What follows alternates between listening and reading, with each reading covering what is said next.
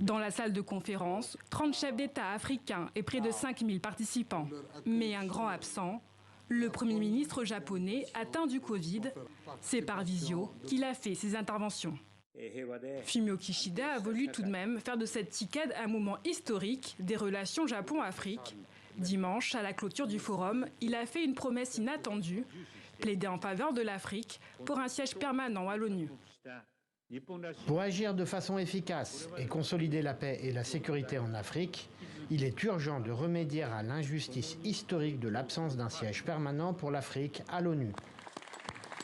Avec ce discours, le Premier ministre japonais sait qu'il peut séduire sur le continent. Alors que les autres grandes puissances comme la Chine, la France et les États-Unis se ruent vers l'Afrique, le Japon cherche aussi à créer une relation privilégiée avec le continent.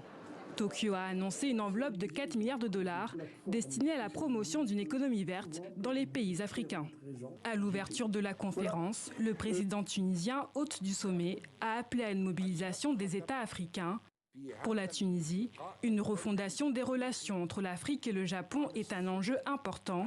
Le pays veut en profiter pour attirer de nouveaux investisseurs et créer des milliers d'emplois, alors qu'il traverse depuis 10 ans de graves difficultés économiques.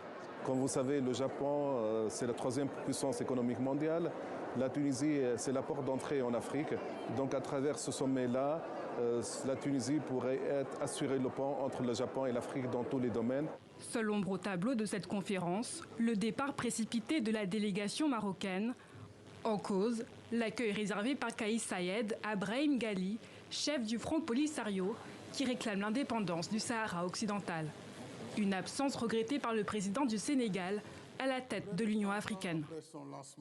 Le Sénégal regrette que ce rendez-vous de la TICAD soit marqué par l'absence du Maroc.